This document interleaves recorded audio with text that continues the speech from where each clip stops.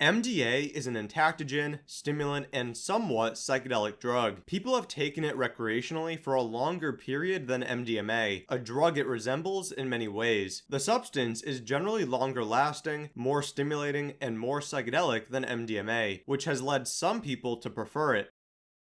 The positive effects of MDA include an increase in empathy, enhanced access to feelings, personal insight, promotion of interpersonal contact, euphoria, stimulation, mood lift, music enhancement, and closed and open eye visuals. Among the possible negative effects are nausea, vomiting, muscle tension, jaw clenching, vasoconstriction, increased blood pressure, increased heart rate, hyperthermia, headache, and short-term memory and concentration impairment. There is also a chance, albeit fairly small, of fear and panic.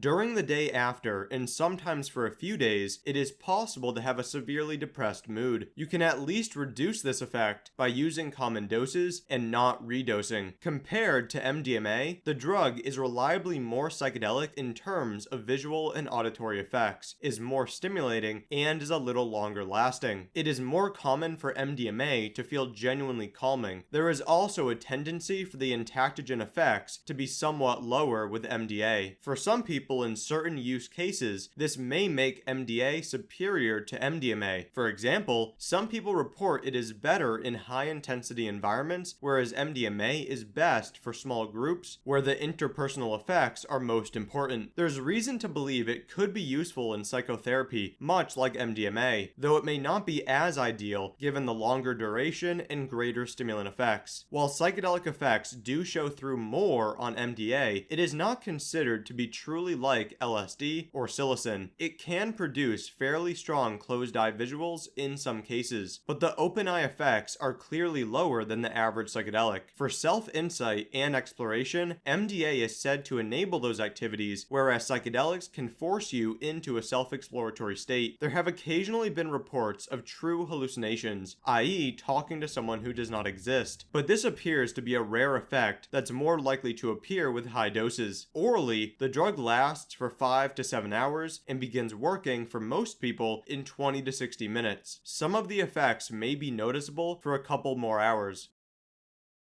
MDA is a substitute amphetamine that exists as an R and S isomer. R-MDA is more potent and may play a greater role in the psychedelic effects, whereas S-MDA may play a greater role in the stimulant effects. Together, they provide the full effect profile normally associated with the drug. MDA is a metabolite of MDMA and is structurally similar to it. It increases the release and blocks the reuptake of serotonin, dopamine, and norepinephrine. It is also a serotonin receptor agonist, including at 5-HT2A, 5-HT2C, and 5-HT2B.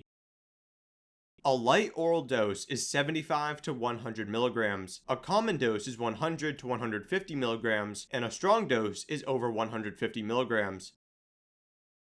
Manish and Jacobson, two German chemists, synthesized MDA in 1910. The activity of the drug was first reported in test animals in 1939. It was found the drug could elicit central nervous system stimulation, and it could also cause convulsions and behavioral changes at high doses. A human trial began in 1941 when it was tested as a treatment for Parkinsonism, but it had a negative effect on that condition. MDA, also known as EA-1298, was one of many drugs tested by the US government in controversial studies after the 1940s. One of the trials with it came to a tragic end in 1953. The military ended up working with the New York State Psychiatric Institute as part of its drug research. One of those affected by this was Harold Blauer, a patient. He was given the drug on multiple occasions and eventually received an injection of 500 milligrams, resulting in his death. That dose was given even though the military knew it was far above the active dose. Between the late 1950s and early 1960s, MDA was patented as a cough suppressant, a calming drug, and an appetite suppressant. It was never brought to market for those uses. Its psychoactive effects were clearly discussed by Gordon Alls, a pharmacologist and chemist, in the 1950s. He tested the drug on himself and found it produced greater self-awareness and an elevation of the senses. Some changes in visual perception were found, but nothing particularly psychedelic. It did seem to heighten auditory perception, and it caused an increase in blood pressure and pupil diameter. He found a threshold dose was between 60 and 80 milligrams, and it did not produce the same level of insomnia as amphetamine. Hundreds of people had used MDA by the 1960s, but it was in the early to mid 1960s that recreational use really spread. Large numbers of people took the drug during the 60s. Later in that decade, researchers explored its empathy and insight-producing effects. One study found it may be useful for psychotherapy since it was able to provide greater empathy, greater insight, and an intensification of feelings. Doses of 40 to 150 milligrams were used, and no hallucinatory actions were reported. The subjects had used LSD before and said MDA was clearly different. The DEA prohibited the drug in 1970, which prevented further research while not eliminating recreational use. MDA was produced and used throughout the 1970s as a love drug, just as it had been in the 1960s. The market wasn't perfect during this time, and PMA was even sold as MDA, resulting in deaths in Canada. Capsules often contain doses of 180 milligrams or more during this time, suggesting it was common to take strong amounts. Since the 1980s, it has continued to be used, but MDMA has consistently been far more popular. In some cases, it's been sold as MDMA.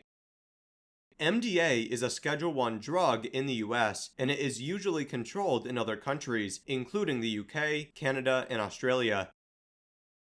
MDA's safety profile is similar to MDMA's. It can be used safely by healthy people at common doses, but there are legitimate concerns about neurotoxicity, and significant overdoses can be fatal. An overdose may include hypertension, tachycardia, hyperthermia, seizures, rigidity, and rhabdomyolysis. It is possible for MDA experiences to be psychologically difficult, though this concern appears low for psychologically healthy people. Neurotoxicity is where the greatest concerns exist for most people. Its existence means you must be careful when it comes to dose and frequency. There is reason to believe it can damage serotonin neuron terminals and other parts of the cell. It appears neurotoxic metabolites and reactive oxygen species are part of the cause. Those metabolites, combined with the reactive oxygen species, can damage cells. There seems to be a greater concern dose for dose with MDA compared to MDMA. As such, it is particularly important to minimize your use, take common doses, and avoid high temperature situations. There are supplements, such as antioxidants, which may minimize the toxicity. Some of the risky combinations include MAOIs and other stimulants. If you have any questions about MDA, feel free to leave them in the comment section. In order for the Drug Classroom to provide more education, support is necessary, and the best way to support is through Patreon at patreon.com/thedrugclassroom. You can also contribute through YouTube, PayPal, or Bitcoin. You can connect with me on Twitter at Seth A. Fitzgerald and via email at seth@thedrugclassroom.com. More information and links to references can be found on the TDC website using the link below.